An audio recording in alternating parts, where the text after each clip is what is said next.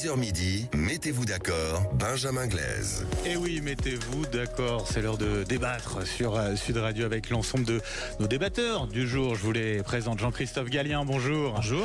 Merci d'être avec nous, politologue conseiller en communication. David Marguerite aussi avec nous, bonjour. Bonjour. Vice-président de la région Normandie, président de l'agglomération du Cotentin. Rani Slimane, bonjour. Bonjour. Militant quartier populaire à Montpellier, cofondateur de l'association Force Populaire. Et puis Mathieu Bachalone, bonjour. Communicant, président de M2B Conseil. On va débuter, vous le savez, c'est la tradition avec les coups de cœur, les coups de gueule. On commence avec vous, Rani Slimane. Un coup de gueule contre les ZFE, c'est les zones à faible émission. Les zones à forte exclusion, moi j'appellerais ça. On est vraiment sur un principe d'écologie bourgeoisie. Moi j'appelle ça vraiment ça comme ça. En fait, c'est un système qui donc exclut des centres-villes un certain nombre de voitures selon des critères, selon le critère. Donc les vignettes soi-disant qui sont censés évaluer la pollution de chaque véhicule. Or, on s'est rendu compte que selon certains véhicules, si vous avez une Clio qui est un peu âgée, effectivement, vous ne pouvez pas rentrer. Mais si vous avez un dernier SUV qui est vraiment très récent, il n'y a pas de problème, vous pouvez rentrer. Donc en fait, qu'est-ce que ça dit ? Ça dit qu'on veut renforcer la politique qu'on appelle de métropolisation, vraiment de gentrification des centres-villes. On veut exclure les populations travailleuses qui produisent la richesse, parce que c'est eux qui ont besoin souvent, ils sont contraints de venir en ville. Il n'y a pas de solution ou très peu de solutions de transport dans les zones à la fois périurbaines, mais également dans les quartiers populaires. C'est-à-dire vous êtes en ville, dans les quartiers populaires, et vous vous rendez compte que la desserte dans de nombreuses villes est en deçà des quartiers mieux portants. Ça fait réagir sur cette politique écologique peut-être excluante, David Marguerite. Moi, je partage complètement ce coup de gueule. Je pense qu'on est même dans le symbole de ce que finalement l'écologie punitive, dogmatique peut charrier et apporter dans nos grandes villes.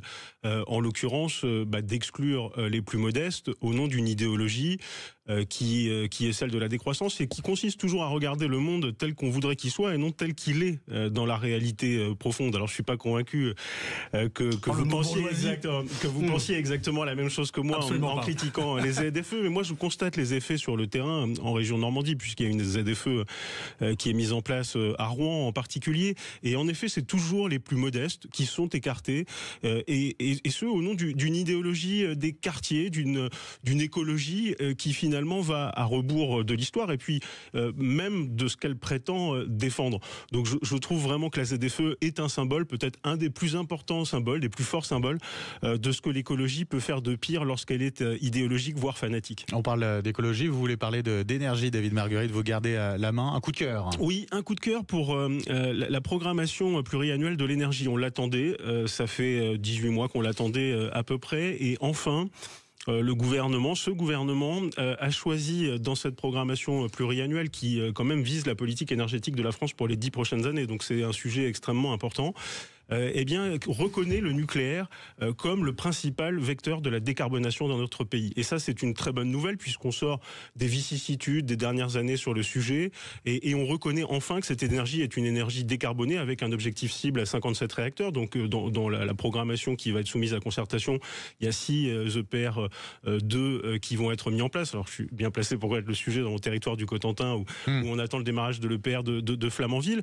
Et c'est une PPE qui n'est en effet pas idéologique, qui sort du en même temps, puisqu'elle consacre l'énergie nucléaire, ce qui est d'ailleurs reconnu à l'échelle internationale aujourd'hui comme une solution de décarbonation, et elle fait monter en puissance de façon raisonnable, et j'allais dire raisonnée, les énergies marines renouvelables, avec notamment l'éolien flottant, moi je soutiens complètement l'éolien flottant, parce qu'il a le mérite d'être très éloigné des côtes, le plus éloigné possible des côtes, et de limiter les impacts paysagers, et surtout ce qui est passé un peu inaperçu hier, c'est qu'elle reconnaît enfin l'hydrolien comme une énergie d'avenir. Là aussi c'est sur mon territoire, au large du Raz-Blanchard, avec des perspectives qui sont considérables.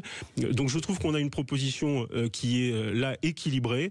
D'abord le nucléaire, en effet une montée en puissance qui n'est pas, je parlais de fanatisme tout à l'heure, mais qui est équilibrée de l'énergie marine renouvelable avec la considération des impacts paysagers que peut représenter l'éolien offshore très proche des côtes. Jean-Christophe Gallien, vous partagez ce coup de cœur ? Oui, alors je le partage à condition que derrière, si vous voulez, on s'attaque au vrai sujet. Le vrai sujet, c'est le prix de l'énergie.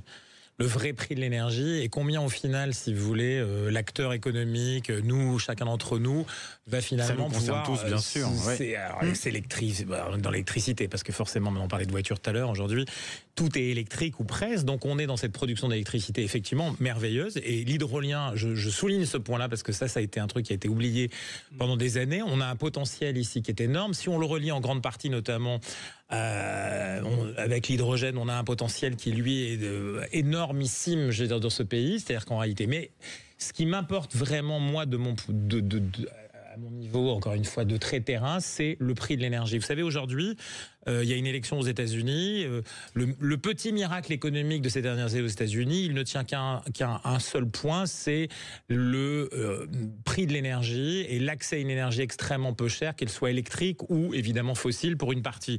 Et donc à partir de là, on a exactement ce qui doit se passer en Europe. Notre seule manière de nous défendre, et en France en particulier, c'est de bouleverser le modèle économique du prix de l'énergie dans ce continent. Et si on ne peut pas le faire au niveau continental, il faut le faire au niveau français. Et donc c'est quelque chose qui est essentiel parce qu'on ne peut pas parler aujourd'hui de compétitivité et notamment s'intéresser à l'être humain, vous en parliez. En économie, vous savez, après les économistes travaillent avec plein de paramètres, mais il y a 2 paramètres essentiels, le coût de l'énergie et le coût de l'être humain. Si vous voulez faire en sorte que l'être humain soit favorisé, qu'on ait une économie qui parle à autre chose qu'à la rentabilité financière, il faut que l'énergie et le coût de l'énergie baissent, sinon vous ne trouverez pas de solution. Donc oui à ce programme, oui à ce plan pluriannuel, mais à condition, encore une fois, et ça fera le lien avec ce qu'on fait sur les faillites régulières en ce moment en France, et notamment les usines qui ferment, tant qu'on fera payer le coût de l'énergie au prix où on le fait payer en Europe aujourd'hui, on perdra la bataille. Et on ne peut pas la gagner, quel que soit le discours qu'on pourrait avoir autour. Mathieu Bachelone, juste pour ajouter en un mot, ce qu'il faut prendre en compte aussi, c'est les filières d'excellence.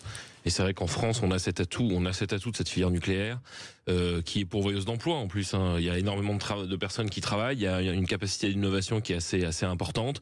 On parlait de l'hydrolien. Donc voilà, on a tendance certaines fois en France à pas mettre en avant ses compétences, ses capacités et ses fleurons, on va dire.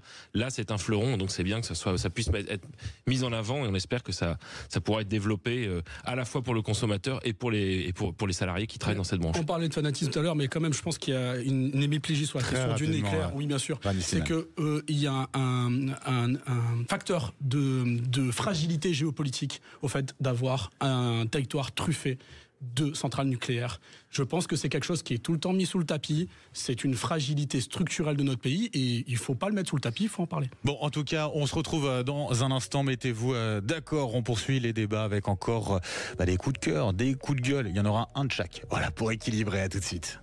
Sud Radio. Sud Radio, parlons vrai. Parlons vrai. Sud Radio. Parlons Sud Radio. Le 10h midi, mettez-vous d'accord, Benjamin Glaise. Mettez-vous d'accord, les débats jusqu'à midi avec une équipe de choc. Jean-Christophe Gallien, David Marguerite, Rani Slimane et puis Mathieu Bachelone qui sont avec nous pour débattre de l'actualité. On avait commencé avec les coups de cœur, les coups de gueule. On poursuit avec, tenez, un coup de gueule, Mathieu Bachelone. Coup de gueule en ce qui concerne la médiatisation des élections américaines par les médias français. Alors j'imagine qu'on va en reparler après sous un autre angle, mais alors pour tout vous dire, j'ai regardé un petit peu, j'ai regardé les chaînes info en continu hier soir. Et j'étais stupéfait. Alors c'était formidable. Le traitement sur les élections américaines, on nous en met plein les yeux. Vous avez dû voir, il y a des plateaux, ils sont au sommet de gratte-ciel à New York.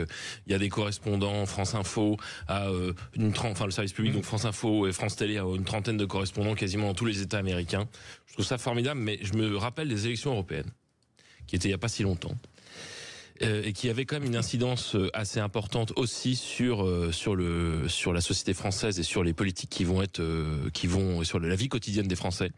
Et je regrettais, je me disais ça aurait été extraordinaire quand même s'il y avait eu ce traitement pour les élections européennes. Rappelez-vous, les élections européennes, maintenant ça paraît quasiment de l'archéologie politique avec tout ce qui s'est passé dans les derniers mois.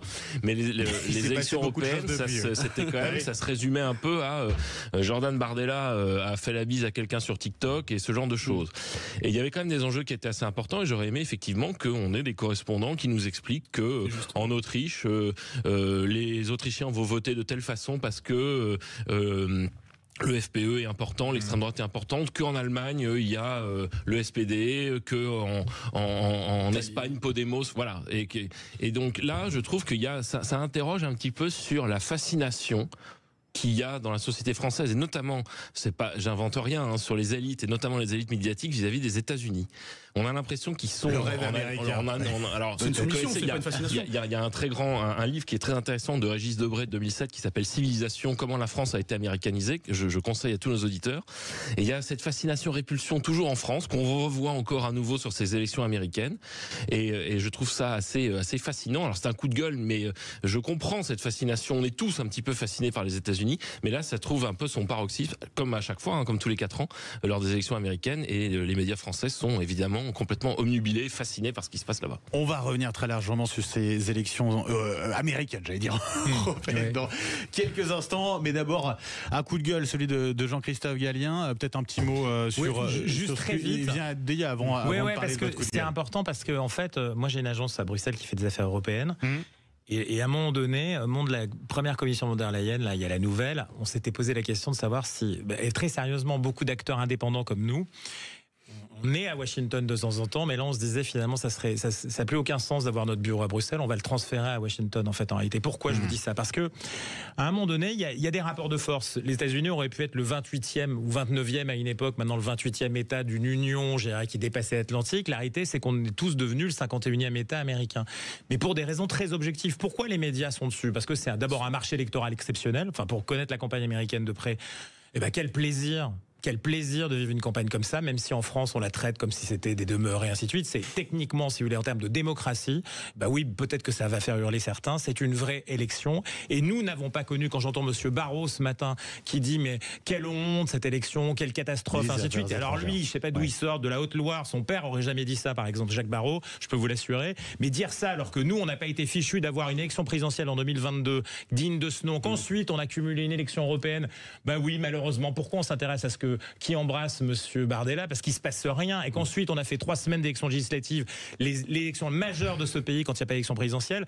Écoutez, on donne pas de leçons aux autres. Donc en réalité, pourquoi c'est important qu'ils suivent? Parce que c'est très influent sur notre réalité, très influent. Et je vous assure que je vous le dis, et je parle pas de la réalité française, mais de la réalité européenne dans le contexte comme c'est. Et c'est une réalité aujourd'hui. On peut pas faire autrement, et c'est comme ça. Et qu'en plus c'est un marché médiatique, parce que électoral, parce que aussi réalisé comme un show à l'entertainment, qui fait que oui, les médias sont obligés de se connecter là-dessus. Alors il y a la raison officielle, la raison vraie, c'est indispensable pour nous, c'est très important. Et deux, oui, c'est un marché médiatique. Moi je suis pas, je peux répondre juste 2 secondes. Très rapidement. Ouais. Je suis pas sûr que ce soit un modèle et que ce soit une bonne chose.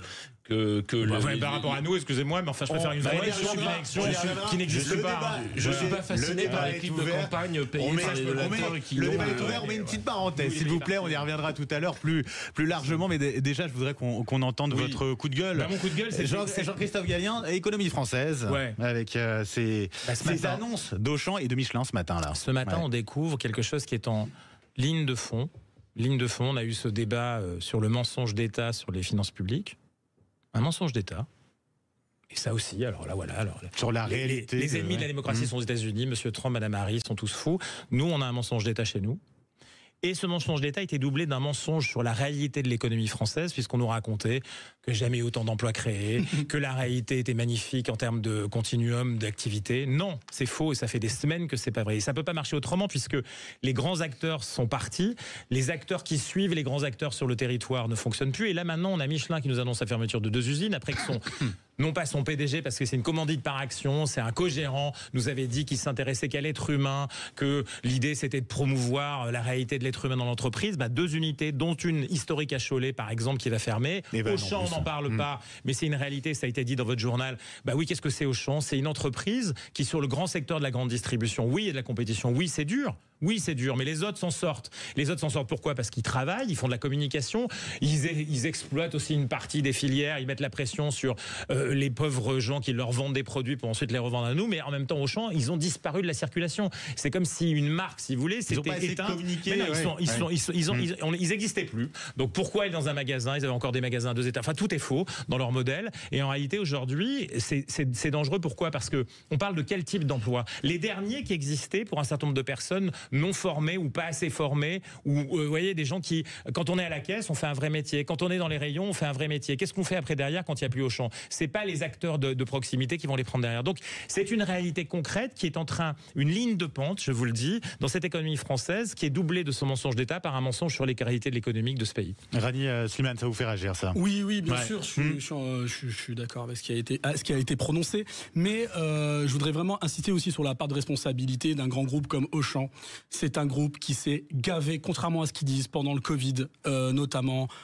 C'est le cas d'ailleurs de tous les revendeurs de nourriture. Ouais. Souvenez-vous, nous étions tous coincés. La seule activité que nous avions, c'était d'acheter des petits gâteaux, en tout cas pour ma part, dans les supermarchés, parce qu'on avait le droit de faire que ça. Je vais pas vous demander quel gâteau, mais mais aussi du vin chez les cavistes. Un peu trop abusé d'ailleurs. Mais très sérieusement, ils se sont gavés d'argent. Maintenant, cet argent, où est-il passé?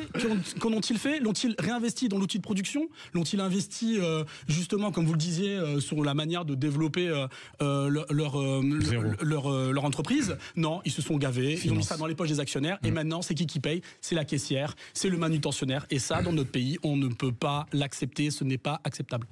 Ça vous inspire quoi, David Marguerite? Moi, je suis complètement d'accord et je reprends à mon compte la formule mensonge d'État d'abord. Et je pense qu'on n'en parle pas assez. C'est vrai. Parce que on comprend aujourd'hui dans quelles conditions s'est faite la dissolution. On sait très bien qu'il y a eu des alertes de Bercy et on sait très bien, d'ailleurs, on voit dans la presse que Macron dit à ses troupes, si on avait fait la dissolution au moment de la loi de finances que vous me le proposiez, ça aurait été bien pire. Parce qu'il avait parfaitement conscience, je le pense, de la situation dramatique des finances publiques qui a été cachée de façon honteuse aux Français. Sur la situation de l'économie, sans être catastrophiste, on cite des totems de l'économie française, Auchan, alors là, peut-être avec la particularité du modèle de la grande distribution qui est en train d'être revu.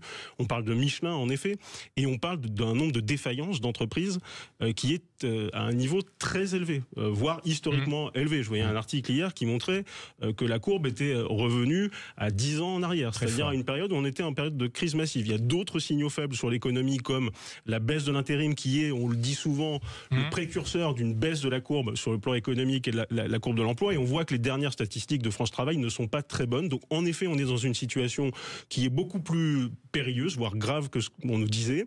Moi, ce que je constate d'ailleurs, et ce que j'entends sur le terrain, c'est que les Français en ont conscience, en définitive, beaucoup plus que leurs représentants politiques. Et ils sont prêts d'ailleurs, et je suis très frappé par ça, à faire des efforts. On parlera peut-être tout à l'heure des finances, de la question de travailler, etc.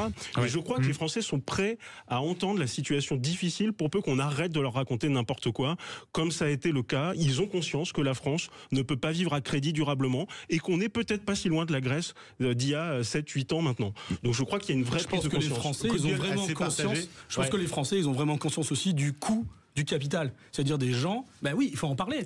On vient de le dire sur Auchan, mais il y a d'autres exemples. Et on ne peut pas tout le temps demander aux gens... On sera pas d'accord sur Mathieu Bachalon, s'il vous plaît. C'est pour rebondir sur ce qu'ont dit mes deux camarades. David parlait de réinventer un modèle, et je pense qu'il y a un modèle à réinventer aussi dans la gouvernance de ces boîtes. Rani a totalement raison. Il y a certaines boîtes qui ont une gouvernance totalement dépassée, qui ont comme seul objectif de nourrir l'actionnaire, avec cette pression de l'actionnaire, et avec la seule variable d'ajustement qui est pensée, qui est le salarié de base. En gros, si ça fonctionne, on reste comme ça. Si ça fonctionne pas, on a les fermetures et tout. Ça peut plus durer comme ça. C'est-à-dire, il faut vraiment réinventer, se dire qu'il y a des gens qui sont à la tête d'énormes entreprises qui ne sont pas bons. Sauf que les conséquences de leur mauvaise gestion, ce n'est pas que eux. Ça va être justement la caissière, le chef de rayon, manutentionnaire, qui n'ont rien demandé, qui ont fait généralement leur boulot de manière totalement consciencieuse, qui créent la richesse, qui font marcher les magasins et qui sont les victimes de ces mauvaises gestions. Allez, on revient dans un instant. Mathieu Bachalon, Rani Slimane, David Marguerite, Jean-Christophe Gallien. On va se mettre à l'heure américaine dans quelques instants. Kamala Harris ou Donald Trump, c'est l'enjeu de cette élection américaine. Ce soir, on en parle juste après ça. Sud Radio. Parlons vrai. Sud Radio. Sud Radio, le 10h midi, mettez-vous d'accord, Benjamin Glaise. Mettez-vous d'accord, nos débatteurs du jour, Jean-Christophe Gallien, David Marguerite, Rani Slimane et Mathieu Bachalon. Mathieu Bachalon qui nous parlait tout à l'heure de la surmédiatisation de ces élections américaines. Ça a fait réagir, on va en débattre justement, puisque voilà, c'est le jour J, cette élection américaine, Kamala Harris ou Donald Trump. Dernier meeting la nuit dernière aux États-Unis et suspense complet pour savoir qui sera le 47e président président des États-Unis. David Marguerite, surmédiatisation de cette élection américaine en France, oui ou non? Oui, clairement, une surmédiatisation. Alors je ne sais pas s'il faut s'en réjouir ou pas. Je suis un peu partagé sur ce que vous disiez tout à l'heure, parce que c'est une surmédiatisation à l'évidence. Je suis pas sûr que ce soit une surmédiatisation sur le fond et qu'elle donne très envie. J'ai pas le sentiment, mais avec un regard français, qu'il y ait des débats de fond qui soient extrêmement prononcés dans cette campagne. Alors peut-être que je me trompe. Moi, je suis assez frappé de constater qu'en définitive, bon, on voit bien que on a notre regard français, on a des propos assez péremptoires et on peut pas comprendre de notre regard français comment le parti républicain, le parti de Nixon, peut finalement aujourd'hui soutenir à ce point Donald Trump. Si on le regarde purement avec la vision française, ça paraît quand même assez cocasse. Quand on regarde les dernières outrances, on a du mal à comprendre aussi comment le parti démocrate, pour une fraction importante de ce parti, dérive complètement vers le wokisme. En définitive, d'ailleurs, on n'est pas si loin des fractures françaises. Quand on regarde la carte électorale américaine, on voit bien l'Amérique des campagnes, l'Amérique des villes, celle qui a la mondialisation heureuse et celle qui a de la crispation et qui défend les valeurs américaines. Moi, je sais pas qui va gagner. Honnêtement, j'ai plutôt tendance à penser... Je pense que personne ne le sait vraiment. Peut-être que certains ont des envies particulières. Les dernières outrances, peut-être, vont choquer la base républicaine de base, mais... En tout cas, je pense que cette élection, finalement, si on en parle autant, c'est peut-être qu'elle nous rappelle aussi les fractures françaises, d'une certaine manière. Et que la radicalisation du clivage que l'on voit aux États-Unis... On parle de la France à travers les États-Unis, je crois que c'est un peu ça. Ouais. Et je crois que c'est un peu ça. C'est une façon de se rassurer, parce qu'on se dit, on n'en est pas au point du débat caricatural outrancier des États-Unis. Et encore, j'en suis pas sûr. Mais c'est aussi une façon de se dire, attention, parce que finalement, on parle d'une Amérique irréconciliable, mais la France, on en est presque là. Moi, c'est ce que je retiens. Alors, évidemment, il faut prendre des précautions. On n'est pas encore dans une rupture comme on semble l'être aux États-Unis aujourd'hui. Mais quand même, quand on regarde vraiment les cartes électorales, on se dit qu'on n'en est pas si loin. On se dit que ce débat public-là, moi, j'en ai pas envie en France, même si des fois, je trouve que le débat se vautre dans la caricature, dans l'outrance. Mais vraiment, je crois que cette surmédiatisation dit quelque chose de nous et qu'en définitive, elle dit on se rassure et on s'inquiète un peu en même temps de devenir comme eux. Moi, je suis pas d'accord avec ce que vous disiez tout à l'heure sur la politique américaine. J'ai pas le sentiment que ça fasse envie. J'ai pas le sentiment qu'une campagne qui se fasse à coups de milliards, à coups d'écran pub, etc., ce soit le modèle pour la France. Et j'ai plutôt tendance à penser que le modèle pour la France, c'est le retour à une forme d'apaisement et d'ancien monde. Rani Slimane, on vous écoute dans un instant. Juste un mot avec vous, Mathieu Bachelon. Je veux me faire l'avocat de Jean-Christophe. Parce que super. On a en face à face qui se crache sur le plateau là. Ça se trouve, il a pas du tout compris ses propos. Je parle à sa place, mais je pense voir ce qu'il veut dire. C'est-à-dire qu'effectivement, c'est sûr, quand on est spectateur, quand on est en France, il y a un côté, on est plus intéressé, il y a un côté plus sexy à regarder un blockbuster que regarder une production Joséphine Ange Gardien sur TF1. Bon, d'un point de vue politique, c'est un peu pareil. C'est sûr que là, on regarde ça en tant que spectateur. Je dis pas forcément comme le samedi soir. Pas en tant que citoyen. Je dis pas en tant que citoyen, mais en tant que spectateur, il y a un côté fascinant. C'est sûr qu'il y a un côté fascinant. La démesure, le buzz, les énormes meetings. Je parle pas sur le fond. Sur la forme, il y a un côté, effectivement, le paquet est assez fascinant. Il n'y a pas la HATVP. On n'est pas à compter pour ceux qui ont fait les campagnes ici. Je sais pas si on pourrait voir les candidats à la présidentielle qui se mettent à danser le café qu'on a payé aux militants. Si le mandataire financier peut le faire rentrer dans les lignes de campagne et tout. Ok, on sait qu'il n'y a pas ça. Il y a les clips de campagne et tout. Mais je suis d'accord avec David, une fois qu'on a passé cet effet-là, qu'on regarde ça en tant que citoyen, en tant qu'électeur, en tant que militant politique, quel que soit votre statut en France, on se dit, on raison garder, oui bon, c'est fascinant, mais on n'a pas forcément envie de l'avoir aussi en France. Rani Slimane, vous fascine ou pas cette élection, cette campagne américaine? Non, moi ce qui me fascine, c'est le déni français. Je veux dire, nous sommes un État vassal, un État client des États-Unis, c'est Rome avec ses États clients, nous un État client. Ça fait mal de se le dire parce qu'on a une certaine idée de la France et ça nous fait mal au cœur, mais c'est la réalité aujourd'hui. Donc en fait, moi ce que je vois, quand on dit qu'il y a une grande surprise de qui va gagner, oui, pour les Américains, je pense qu'il y a un vrai clivage, je veux dire, de projet pour les Américains. Et encore, Kamala Harris n'a pas de projet, donc ça c'est un problème. Trump en a un et il est pas. Enfin, moi je serais américain, je serais très très inquiet. Mais pour nous et pour le reste du monde, c'est bonnet blanc et blanc bonnet. Il faut le dire. Il y a juste une question de courtoisie ou pas, selon que vous soyez démocrate ou républicain MAGA. Mais en vrai, la vérité, c'est la même chose. Et moi, je voudrais prendre comme exemple, parce qu'il faut le rappeler, sous l'administration Biden, l'affaire des contrats des sous-marins en Australie. C'est pas Trump, c'est Biden. Et Trump aurait pu le faire, hein, attention. Hein. Et même, je pense que sous sa présidence, il nous en a fait quelques-unes. Donc, les intérêts américains d'abord. Ouais. Les intérêts America First, et l'America First, pour les deux. Il y a une forme de naïveté des Français de penser qu'effectivement, il y a le... Voilà, c'est ça. De dire qu'en gros, si c'est Trump, ça va être une catastrophe. Mais si c'est Kamala Harris, ça va être formidable. Il faut bien se rendre compte que l'un comme l'autre défend les intérêts américains, on va pas être naïf, on est dans une compétition internationale. Si on parle des intérêts de la France, voilà. Mais par contre, il faut dire une chose, excusez-moi, très importante, très rapidement. C'est que, bon, on peut dire tout ce que je viens de dire d'une manière très française et de tacler les Américains, mais c'est aussi notre faute. On a un président, le président Macron, qui a détruit, bon, ça a été entendu sous Sarkozy, mais qui a détruit la ligne internationale de la France. Nous devons réinvestir massivement dans notre appareil diplomatique, qui depuis Talleyrand quand même fait en sorte que la France se débrouille un petit peu au niveau international. Or, le président Macron a détruit le corps diplomatique. Voilà, il y a des choses comme ça qui s'accumulent et qui font Jean-Christophe Gallien, un mot. La France est un vassal des États-Unis. Je voyais que ça vous fait réagir. Un État client. Non, mais je veux dire, 2 points. Sur le plan interne aux États-Unis, l'élection, c'est une vraie élection. Et elle est élection, pas simplement parce qu'il y a des effets de manche énormes, des gros feux d'artifice par les têtes d'affiche en haut, mais parce que sur le terrain, parce que partout, les rues digitales, les rues physiques sont animées, et pour le coup, ça ressemble pas à ce que vous racontez. Quand vous dites que le Parti républicain se retournait dans sa tombe, oui, moi je pense qu'il devrait faire attention et plutôt être satisfait de ce qui se passe. C'est-à-dire que les propositions qui sont faites aujourd'hui, c'est pas Reagan, c'est pas l'école de Chicago, les Reaganomics qui ont tué. Alors là, pour le coup, la vassalité, c'est ça. C'est pas du tout les Américains, c'est parce qu'on a accepté un mode libéral, que vous parliez de Sheffield tout à l'heure. Et ben oui, Margaret Thatcher, c'est plutôt l'école de Chicago et Reagan que Donald Trump. Donald Trump aujourd'hui avec Vance, c'est plus à gauche pratiquement en termes de politique économique que le Parti démocrate. C'est-à-dire qu'on parle de capitalisme effectivement qui doit être régulé, de mondialisation qui doit être régulée, on reparle de l'être humain dans les unis, ainsi de suite. Voilà. Donc on est dans un contexte où oui, la régulation, l'interventionnisme est républicain aujourd'hui. Donc oui, il y a une révolution qui se fait là-bas. Et donc il faut la regarder concrètement. Et nous, on la regarde pas très bien parce qu'on regarde différemment, parce que nous-mêmes, on a des difficultés. Pourquoi on a des difficultés ?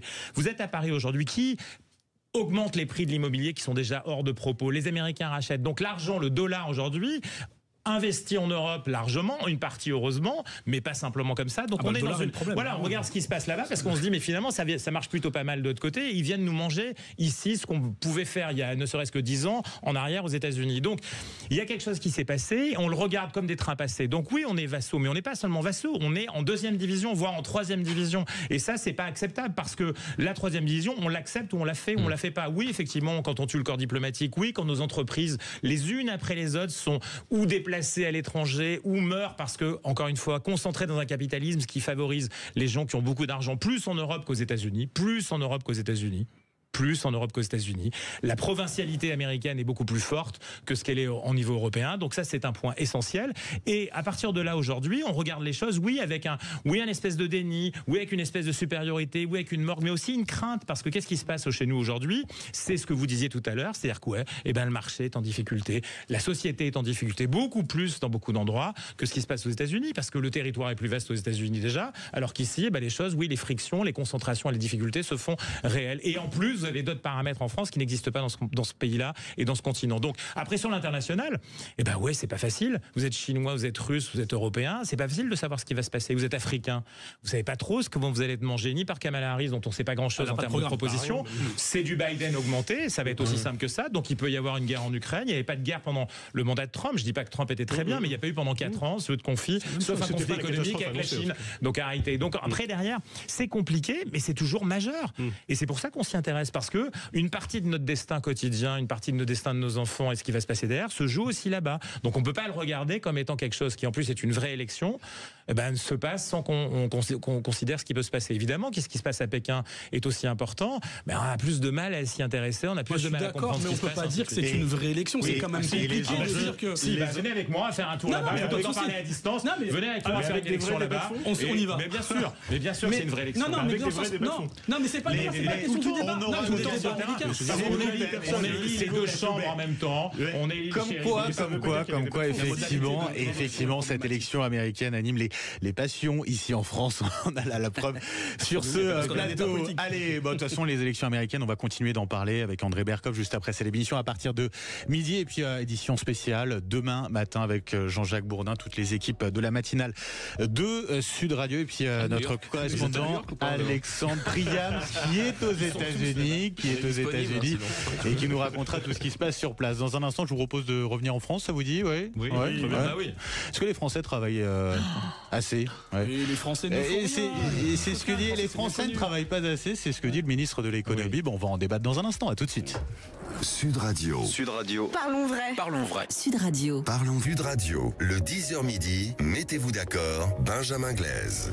Mettez-vous d'accord, il est 11h35. Bientôt, on poursuit les débats avec nos débatteurs du jour, Jean-Christophe Gallien, David Marguerite, Rani Slimane et puis Mathieu Bachalon. On va revenir sur ces propos qui font beaucoup réagir. Ceux du ministre de l'économie, Antoine Armand, qui a estimé, il le disait dans les Échos, qu'il faut travailler plus d'heures pour financer notre modèle de protection sociale. Pour lui, les Français ne travaillent pas assez. Ce sont des propos très forts qui vous font réagir. David Marguerite, pour commencer. Oui, je veux bien commencer. Je trouve que la façon d'introduire le débat n'est pas la bonne. On retrouve dans le ministre de l'économie, les traits du macronisme arrogant, la façon méprisante de dire les choses, alors qu'il y a un vrai débat derrière. Moi, on va pas être d'accord, on va pas se mettre d'accord sur ce sujet. On le sait. Mais je pense que clairement, je le disais tout à l'heure, les Français sont prêts à entendre un certain nombre de choses. Il y a d'abord la question du rapport au travail. Elle a complètement changé. Moi, je le vois à l'agglomération du Cotentin. On a plus de 1000 agents quand on recrute. Il y a la question du salaire, mais je vais pas dire qu'elle devient secondaire. C'est la question quand même du télétravail, la question du bien-être au travail, qui sont des questions tout à fait légitimes. Et donc, il faut les avoir en tête quand on pose la question du volume d'heures. Oui, évidemment, on peut pas être le seul pays au monde, le seul qui a raison contre tout le monde en se disant qu'en travaillant moins, on va mieux y arriver que les autres. On a des statistiques plutôt contrastées, celles de l'OCDE, qui montrent qu'on est l'OCDE dit qu'on est un peu en queue de peloton. On est à peu près à 10% en dessous des autres. Moi, je crois que la question du sur travail... Sur le temps de travail, sur la productivité? Sur la question du travail, du temps de travail. Sur la question du temps de travail. Sur la question du temps de travail, je le dis bien. On est dans une période singulière de l'histoire où on peut dire tout ce qu'on veut, mais clairement, aujourd'hui, la France, elle est en difficulté. Les entreprises sont en difficulté. On ne peut pas poser la question, aujourd'hui, telle que le Front Populaire, par exemple, de taxer davantage les entreprises, de taxer davantage les riches, parce que ça ne marche nulle part. Mais vraiment nulle part. Il n'y a aucun pays au monde qui aurait pu expérimenter ces solutions et qui, aujourd'hui, serait en tête du peloton. Moi, je suis plutôt issu d'une droite qui est une droite au libéralisme tempéré. Je suis plutôt issu de la tradition de Philippe Séguin. Je crois à un capitalisme régulé, au partage de la valeur. Et je crois que la question du travail, elle doit se poser un peu comme elle avait été posée avec la question des heures supplémentaires. Je trouve que Sarkozy l'a bien posée à une époque et ça fonctionnait bien, la valorisation des heures supplémentaires. Je crois beaucoup à une forme de flexibilité dans les temps de travail. On ne peut pas mettre tout le monde sous la même toise. Tout le monde n'a pas les mêmes envies dans la vie. Et qu'en effet, la question du financement, notamment du système de retraite, doit aussi être posée par rapport à une question de travailler plus, travailler mieux, d'une certaine manière. Je le disais, le bien-être au travail, c'est une appréhension. Certainement pas poser la question comme l'a posé le ministre de l'économie, en pointant du doigt, avec une forme d'arrogance, en donnant le sentiment que les Français sont mauvais parce qu'ils travaillent moins que les autres, mais en se disant que oui, pour ceux qui le souhaitent, travailler davantage et être valorisé davantage pour ce travail, c'est une vraie question de société. Et moi, j'assume de penser qu'en effet, il faut poser la question et probablement augmenter. Les Français, ils seraient prêts. Je crois vraiment qu'il y a beaucoup de Français qui ont envie de travailler davantage et de gagner davantage. Il faut les laisser libres. Moi, je crois beaucoup à la liberté et je conteste toutes les formes d'idées qui consistent à vouloir mettre tout le monde sous la même toise. On n'a pas tous les mêmes envies de partir à la retraite au même âge, avec la même somme d'argent. On n'a pas tous envie de travailler le même temps dans la semaine. Et on a besoin, je pense, de liberté et donner de l'air au pays, mais vraiment je termine là-dessus, la France ne peut pas avoir raison contre tout le monde sur la question du temps de travail. Il faut travailler plus d'heures, Rani Slimane? Moi écoutez, j'étais en Angleterre, je reviens de Sheffield. Sheffield, c'est une cité industrielle du nord, dans le South Yorkshire, dans le nord de l'Angleterre. Je vous jure, je veux pas ça pour mon pays. C'est, ce discours de les gens ne travaillent pas assez, c'était le discours de Thatcher. Et c'est ce qui a donné ce que j'ai vu à Sheffield, où j'ai rencontré des gens qui essayaient de recréer des communs. Parce qu'il n'y a plus de communs, il n'y a plus de services publics. Tout est privatisé. On dit aux gens, vous travaillez pas assez. Ils travaillent le dimanche, et il y a peu de jours fériés. Vraiment, je ne veux pas ça pour mon pays. Moi, je ne supporte plus, j'ai travaillé à 17 ans, je supporte plus que les dispensés de sport du gouvernement m'expliquent que je travaille pas assez, alors que eux, je suis sûr qu'à 17 ans, ils n'étaient pas là en train de ranger les palettes que moi je rangeais. Donc ça, c'est vraiment quelque chose que je prends personnellement. Je pense à ma famille, je pense à mes amis et tout l'entourage. Moi, je viens d'un milieu populaire et c'est insupportable. Mais c'est pas qu'une question de forme. c'est aussi une question de fond. Parce que vous disiez, la question qu'on doit se poser, c'est le bien-être au travail. Non, je ne suis pas d'accord. Moi, ce que je pense, c'est surtout le sens qu'on a au travail, en fait. On travaille pour quoi, en fait? Une tâche productive, du sens productive pour remplir les poches, on l'a dit tout à l'heure, d'un actionnaire de chez Auchan qui en plus vous vire quand il gagne pas assez. Non, moi je pense que c'est pas possible. Il faut continuer la marche que votre famille politique, et vous dites qu'on ne sera pas d'accord, mais je pense que vous n'êtes pas d'accord avec votre propre historique politique. Ça m'arrive. Je l'ai dit, je suis pas libéral. Je le rappelle. Non, mais dans le sens où en 1945, il y a eu un consensus à l'époque, à la sortie de la guerre, où on s'est dit que la marche en avant, la République sociale, et que ça soit les gaullistes ou les communistes, c'était pas seulement de réguler, c'était aussi, c'était un contexte particulier de reconstruction, là où il fallait faire plus d'efforts que maintenant, parce qu'on n'est pas dans l'état de l'après-guerre, faut pas non plus déconner. Donc moi, je pense qu'on doit continuer notre marche en avant à effectivement réduire le temps de travail, pas pour juste ne rien faire, ce n'est pas vrai, mais pour le partager. Comment ça se fait qu'on est arrivé à un stade où on crée des EHPAD pour ne pas avoir à s'occuper de nos parents? Et en plus, il y a des gens qui font de l'argent dessus. On parlait d'entreprises voyous, on en a. Comment ça se fait qu'on est arrivé à un stade où on voit pas nos gosses grandir, on les met à la crèche, on n'a pas le temps de s'en occuper? Moi, je veux m'occuper des miens, et les miens, c'est mes voisins, c'est mes amis, c'est vous, c'est nous, c'est ce qui faisons société. On ne peut pas s'aligner au travail. Il faut arrêter. Ce rapport au temps de travail, Mathieu Bachalone. Oui, il y a effectivement un projet de société au-delà. C'est-à-dire que on peut très bien vouloir que les gens travaillent, je sais pas combien d'heures par semaine, le week-end et tout, mais dans ces cas-là, il faut pas aussi vouloir après avoir une société apaisée avec des parents qui ont le temps de s'occuper des enfants, avec des grands-parents qui peuvent aussi être relais, parce que s'ils sont à 75 ans encore en train d'être au travail et tout. Donc voilà, les déclarations de Monsieur Armand, je trouve qu'elles sont assez insultantes. Je suis tout à fait d'accord. Il y en a marre un peu de cette morgue, le truc à la schlag de dire que les gens travaillent pas. Alors avant, c'était au moins travailler plus pour gagner plus. Là, maintenant, le gagner plus, il est parti. C'est maligne. C'est travailler plus pour gagner moins. Non, mais voilà, c'est dire qu'on peut pas dire aux gens toujours dire aux gens, on est dans la droite ligne de traverser la rue, des gens qui ne sont rien. Enfin, ça continue. Il y a un moment où il faut aussi se dire que je suis d'accord avec David. Si les gens, peut-être qu'il y a des Français sûrement qui veulent travailler plus, mais il faut peut-être leur donner envie, qu'il y a un projet, parce que on dit pas aux gens travaille plus, t'auras pas plus d'argent, mais tu dois contribuer à un effort qui te dépasse.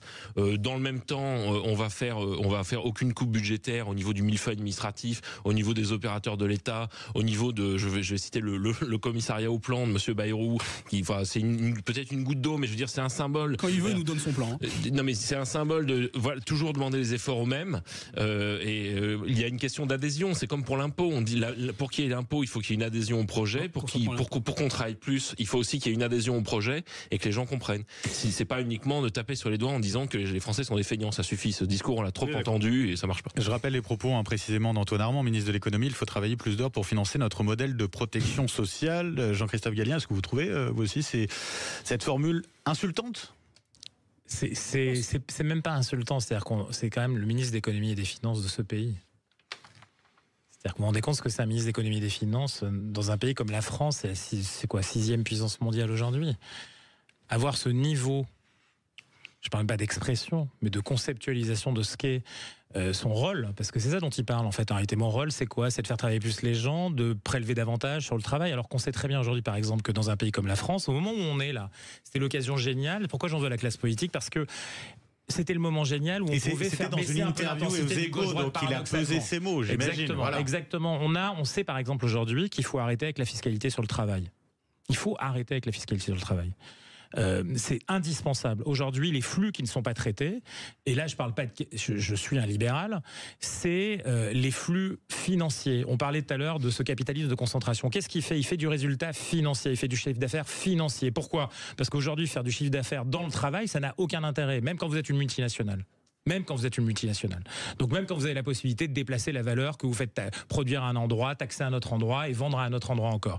Donc aujourd'hui le monde, il n'est pas aussi simple et aussi idiot que la déclaration de quelqu'un qui pense l'économie de ce pays vient nous raconter. Donc, commencez par arrêter de traiter le travail comme ça. C'est-à-dire que le travail, d'abord, il faut arrêter de le fiscaliser. Quand quelqu'un gagne 2500, allez, 2400 € aujourd'hui, à son employeur, il lui coûte 7500 €. Comment voulez-vous qu'une économie fonctionne de cette manière-là? C'est comme ça qu'on finance aussi la protection sociale. On fait comment alors? 2500 à 7500 pour qu'ensuite, derrière, on ait rien qui se passe et que personne ne soit content quant au traitement ensuite de l'école, vous en avez parlé, de l'accompagnement de la petite enfance, de la possibilité pour chacun d'entre nous de vivre une vie de famille normalement. On n'a pas progressé, on a régressé.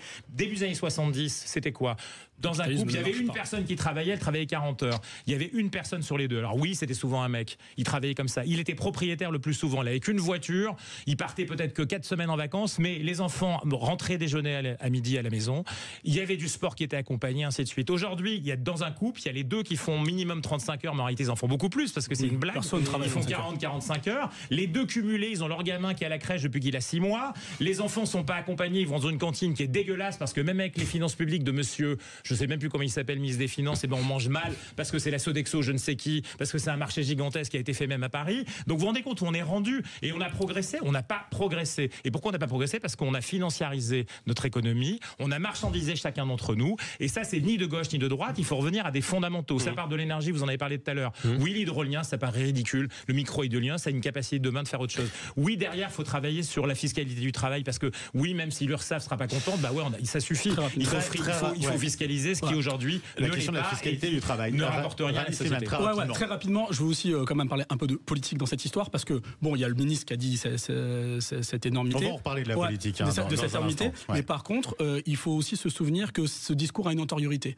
et elle ne commence pas là. Et moi, je me souviens et j'en veux beaucoup parce que je l'ai vu à la télé. Je crois que c'était hier ou avant-hier. François Hollande qui revient avec ses beaux souliers, nous expliquer que c'est génial. Moi, je me souviens de la loi travail quand vous avez le Parti socialiste qui est censé être qui fut l'un des partis qui défendait les classes des travailleurs et qui a fait la loi travail, honnêtement, on ne revient pas en politique, on se tait. On poursuit la politique, on va parler du gouvernement, des nouvelles du gouvernement. Ils étaient en séminaire hier, gouvernement de la désunion, on pourrait l'appeler comme ça. Séminaire. Ça va vous faire agir, j'en suis sûr. À tout de suite. Sud Radio, c'est vous qui donnez le ton. Sud Radio, le 10h midi, mettez-vous d'accord, Benjamin Glaise. Bah oui, c'est déjà la ligne droite, la ligne d'arrivée. Dans quelques minutes, on poursuit les débats. Mettez-vous d'accord avec nos débatteurs, Mathieu Bachalone, Rani Slimane, David Marguerite et Jean-Christophe Gallien. On continue de parler de politique avec du rififi au gouvernement. Le Premier ministre qui a sonné la fin de la récré, en quelque sorte. Séminaire gouvernemental hier. Michel Barnier qui appelle à plus d'esprit, d'équipe. Qu'en pensez, Jean-Christophe Gallien, ce séminaire gouvernemental, et on dit de quoi? Ça doit être forcément nécessaire parce qu'on voit bien qu'il y avait une vraie cohabitation à l'intérieur du gouvernement, c'est-à-dire que la vraie cohabitation, puisque Michel Barnier a lui-même dit qu'il n'y avait pas de cohabitation avec le président de la République, en fait, en la réalité, on la trouve au sein du gouvernement. Donc, c'est clair qu'il y a malgré tout, et c'est un sentiment, au-delà du fait qu'il veut rappeler à l'ordre tout le monde, il y a aussi l'idée de pouvoir travailler sans l'ombre tutélaire du président de la République. Et finalement, un séminaire gouvernemental mais c'était prévu puisque ça a eu lieu déjà auparavant, c'est un conseil des ministres sans le président de la République. Et donc ça dit aussi quelque chose de la manière de travailler de l'exécutif. C'est-à-dire qu'aujourd'hui, on voit bien qu'il y a quand même partout et dans toutes ces zones, des zones de friction. Je disais tout à l'heure que c'était l'opportunité au départ de faire quelque chose de différent dans ce pays. Ça n'est pas vrai. On est retombé dans le parlementarisme le plus abouti, mais matiné d'une 5e République. C'est comme si vous aviez une 4e République augmentée. C'est-à-dire que vous avez quelque chose qui en plus rajoute un participant qui est le président de la République, qui lui n'est pas celui de la 4e ou de la 3e, mais qui rajoute à l'instabilité générale parce que lui-même, si vous voulez, il a des envies et on voit bien qu'il pousse certains, que quelque part il aime travailler dans les intervalles, que quelque part on sent bien qu'il y a un côté mitterrandien dans cette affaire-là au moment de la cohabitation. Donc, c'est compliqué pour Michel Barnier, mais c'est surtout très compliqué, je le redis, pour ce pays en ce moment, parce que nous perdons du temps. Quand on entend les déclarations du ministre de l'économie tout à l'heure et des finances, ça veut dire qu'il ne comprend rien à ce qui est en train de se passer. Quand on raconte ce qui se passe au niveau de l'emploi et des pertes des usines qui ferment, des magasins ou des chaînes qui elles-mêmes ont difficulté, on parlait d'Auchan, mais on pourrait parler de Casino. Vous voyez, ça, c'est pas de la littérature, c'est le réel qui nous fait face. Et on pourrait rajouter derrière l'éducation, les problèmes de ce type. De grâce, aujourd'hui, on a besoin d'autre chose que de cette espèce de spectacle, si vous voulez, qui prépare 2027, mais tellement en avance et sans aucune ligne qu'on ne comprend plus rien et que l'économie, notre société, notre manière de vivre est en train d'être très largement chahutée. David Marguerite, on a cette assemblée où on sait qu'il n'y a pas de majorité, on a l'impression qu'on a un gouvernement ultra divisé, qui n'arrive pas à gouverner, alors que les défis, effectivement, on en parlait, les défis sont énormes pour la France. Je partage ce qui a été dit. Moi, on est dans un gouvernement de coalition, alors qu'on n'en a pas la culture. Non. et qu'on n'a pas eu le projet fondateur, le socle sur lequel se fonde une coalition. Alors c'est pas de la faute de ce gouvernement, c'est les circonstances il y a eu des circonstances quand même. Le président de la République qui dissout, il y a une crise politique majeure. Il fallait bien quand même qu'il y ait des gens qui gouvernent le pays. Et je suis pas, et je précise, après je vais compléter, mais je précise que je ne suis pas du tout un adepte dans ma culture politique de la coalition moi-même. Moi j'aime bien que les choses soient claires, qu'on soit élu sur un projet, qu'il y ait une confrontation d'idées et que les Français tranchent et qu'au terme de la confrontation, il y a une politique claire qui soit menée. Les circonstances ne le permettent pas. Je crois néanmoins que ce gouvernement peut durer pour 3 raisons. D'abord parce que, je l'ai dit, c'est un gouvernement plutôt de transition, mais il y a quand même un tel sentiment des Français que le chaos est proche, qui concrètement aujourd'hui appuie sur la touche du 49.3 et appuie sur la touche de la censure, peut assumer que les Français n'aient pas de budget, que les services publics ne soient pas financés. Il y aura un budget, au mois de janvier prochain. Pour cela, il ne faudrait pas renverser le gouvernement. Et donc je pense que le sentiment dans le pays de responsabilité par rapport au chaos qui inéluctablement surviendrait après le renversement du gouvernement. Et clairement, aujourd'hui, il y a une responsabilité là-dessus. La deuxième chose, c'est que le style Barnier est un style, moi, que j'apprécie. Et qui, je crois, est apprécié par une partie des Français. Pourquoi ? Parce que la sobriété de la parole publique, qui tranche avec, en effet, les déclarations qu'on a citées tout à l'heure, l'arrogance, les discours qui tournent à vide. C'est son ministre. Et puis, mais c'est son ministre, en effet, mais je vous l'ai dit, c'est une coalition. Là, je vous parle du Premier ministre. Le Premier ministre, on est dans un contexte particulier. Le Premier ministre de la France, aujourd'hui, a la capacité à pouvoir distiller une parole plutôt rare, qui sait recadrer, y compris les donneurs de leçons qui, il y a quelques mois encore, ont ruiné le pays et ont mis le pays dans la situation dans laquelle on est, qui le fait subtilement et qui a une capacité, je crois, alors certes un peu ancien monde, que moi j'apprécie beaucoup, de rappeler qu'en effet le débat politique il doit se jouer sur le fond. Et puis il y a une troisième raison qui est peut-être plus politique, pour laquelle je pense que ça peut durer, c'est que c'est facile aujourd'hui d'appeler à la dissolution, c'est facile aujourd'hui de dire on va renverser le gouvernement, mais ce sera un peu plus compliqué en septembre prochain quand ce sera possible de le faire, de nouveau.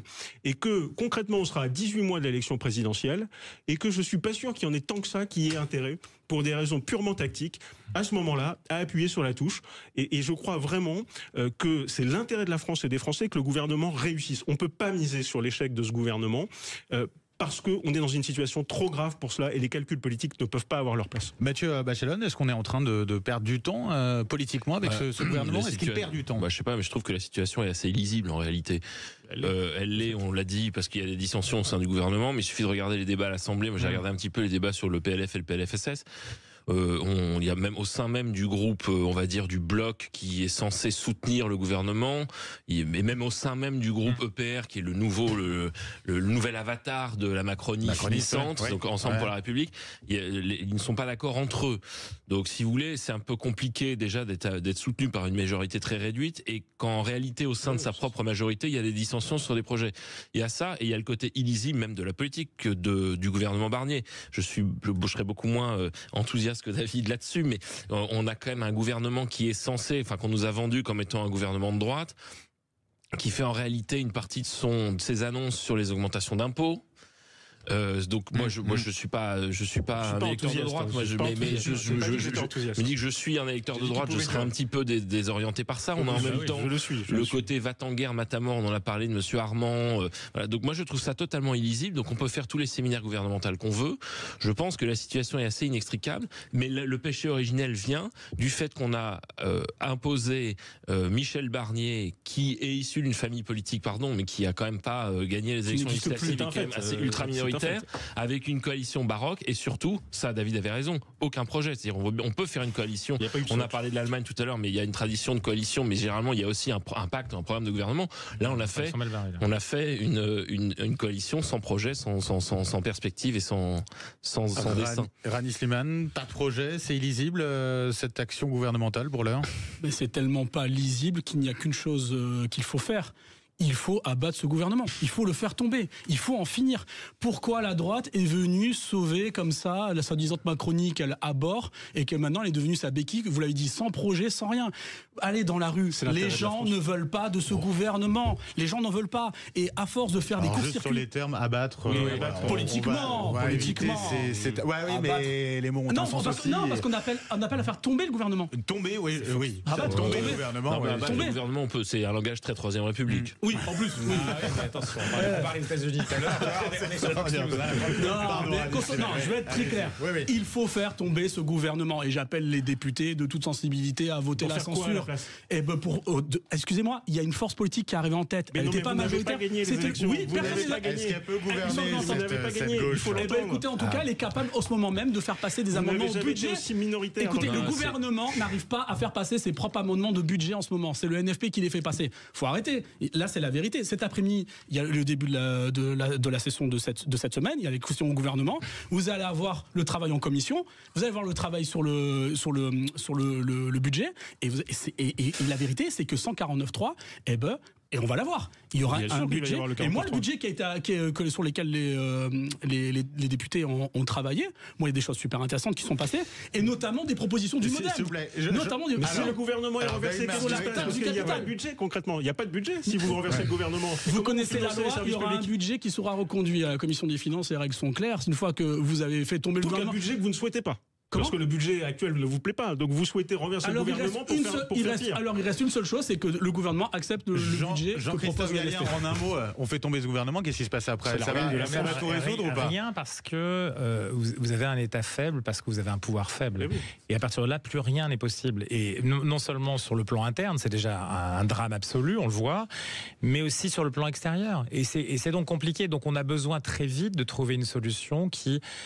de manière habile, je ne sais pas comment. Est-ce que c'est la coalition allemande? Elle-même, elle va peut-être anticiper ses élections. Elle a déjà perdu quasiment. Donc, ça n'est pas fonctionnant. Aujourd'hui, l'État faible et un pouvoir faible, ça ne peut pas exister dans un monde tel que celui qu'on a. Et quand je dis ça, c'est pas un pouvoir autoritaire ni un État autoritaire. Je parle de faiblesse politique et de légitimité politique. Et les uns et les autres ne l'ont pas. Il faut trouver une solution. Soit cette solution est trouvée, et elle n'est pas possible aujourd'hui, compte tenu des personnalités politiques qui sont en place, qui ont tous un agenda qui est celui de 2027.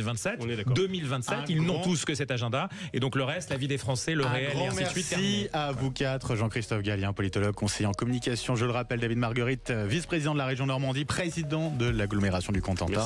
Rani Slimane, militant quartier populaire à Montpellier, cofondateur de l'association Force Populaire. Et puis merci à vous, Mathieu Bachalone, communicant, président de M2B Conseil. Merci à vous quatre pour la qualité de ce débat. Dans un instant, Berkoff nous rejoint. André Berkoff pour Berkoff dans tous ses états. À tout de suite.